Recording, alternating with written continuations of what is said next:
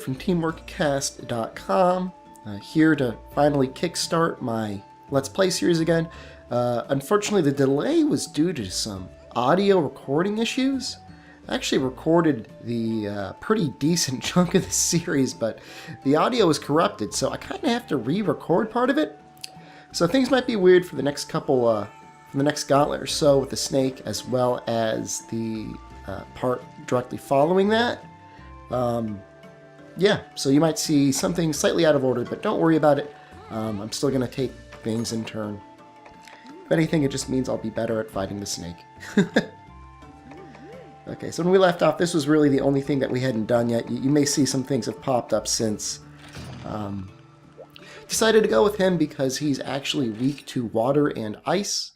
And of course, after fighting the shark guy there, we've got plenty of ice and water weapons. And so I'm just going to have to splice in his little introductory cutscene here.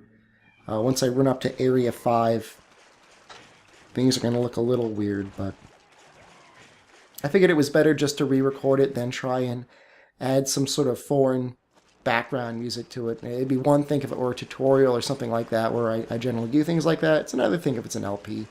You guys want to hear the sound, you guys want to hear the music, and I don't blame you.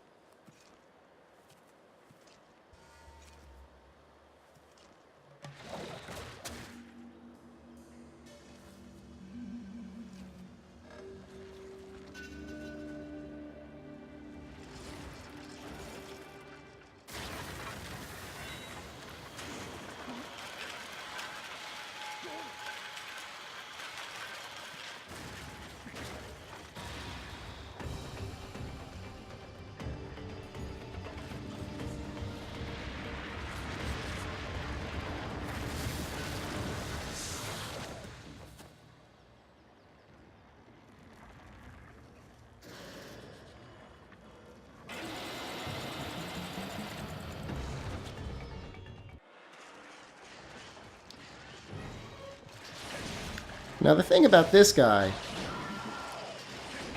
is he actually makes it like really, really easy to get off slow or time-consuming attacks. He just spends so much time just like kind of looking at you.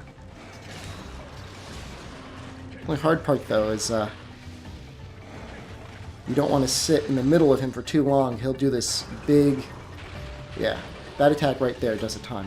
He kind of spins around 3 times, and at the end of it, we go into a burrowing attack state. Oh wow, got real lucky with getting that.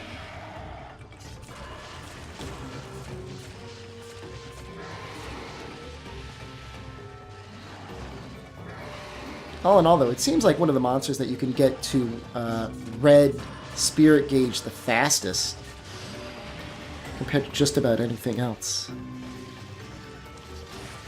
Only because he makes it so easy for you. Oh, am I bouncing? What am I bouncing on?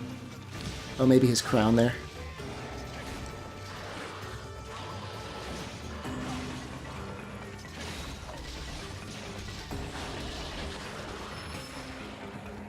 My thing is, if he detonates these little scales here, it will instantly stun you. And then he kind of goes in for a circle maneuver around you. You can do quite a bit of damage.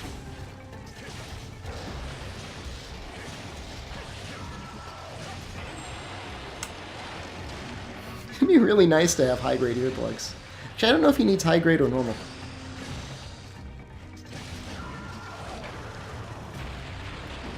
Oh, there we go. Alright, so you can see how much damage that does. It doesn't seem that bad, but it adds up.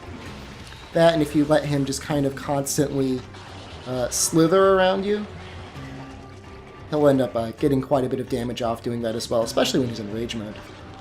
Only because it constantly adds up, but then again, if you've got healer cats like I have, maybe it's kind of a moot point anyways.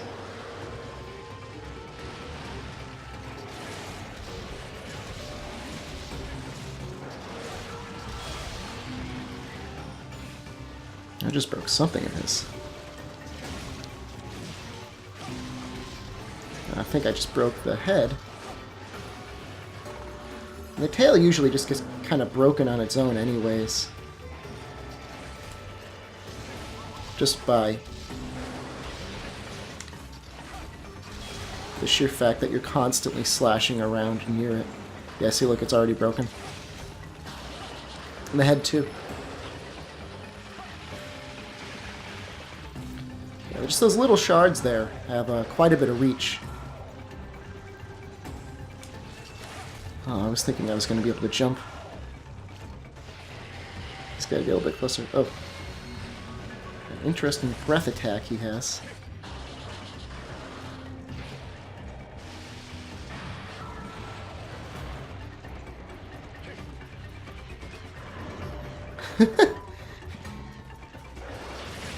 He's got the Geoprey active. Or is it Genprey? I always forgot. That's a trouble when it's not in English. Sometimes you forget these things.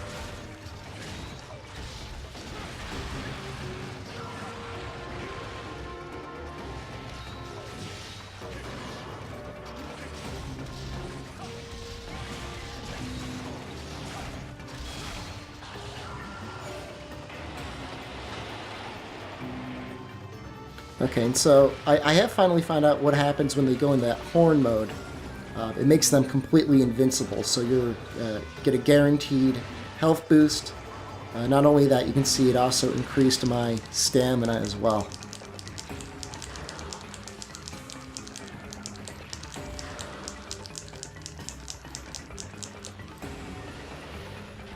That constriction attack is pretty terrifying.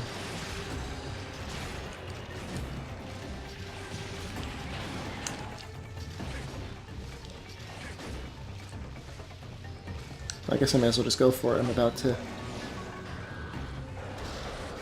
get out of red sharpness anyways.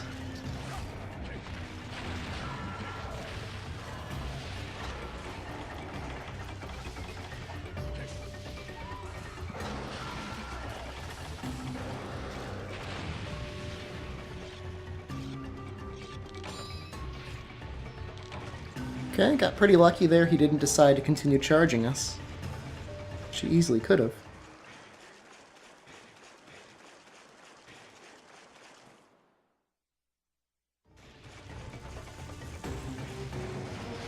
So yeah, the only real downside to this longsword, of course, is the fact that its sharpness is so limited.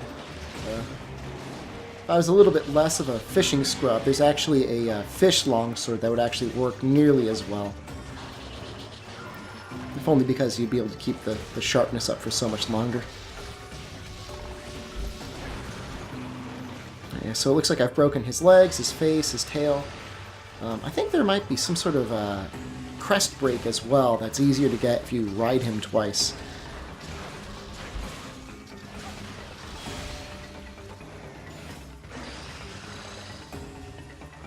Like right now, he wants to dig on me.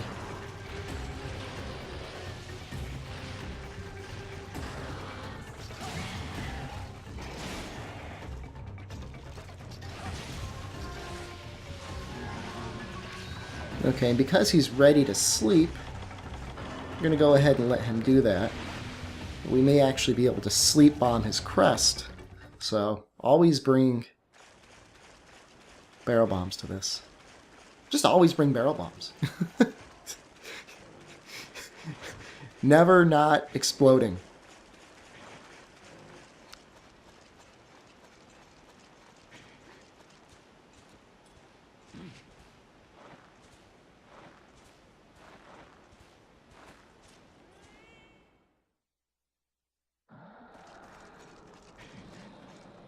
Now his tail's already good.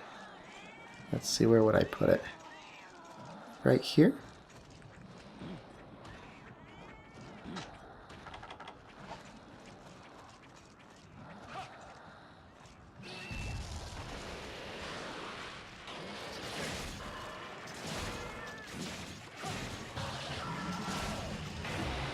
Doesn't look like it was enough.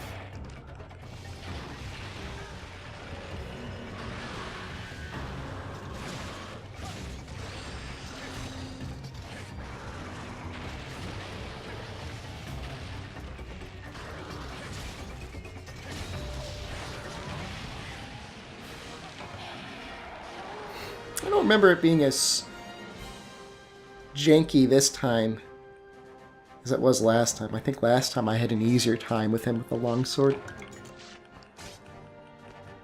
But then again, I also didn't have any audio. So, I don't know. I guess a terrible sounding shepherd is better than a better played shepherd? I don't know. Works either way.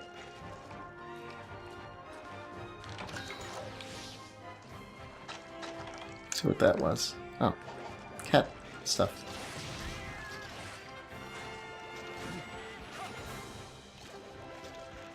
The nice part about this is now we're not only getting his parts, but we get large monster bones as well, which is going to be able to unlock a pretty large chain of weapon upgrades that we'll be able to do.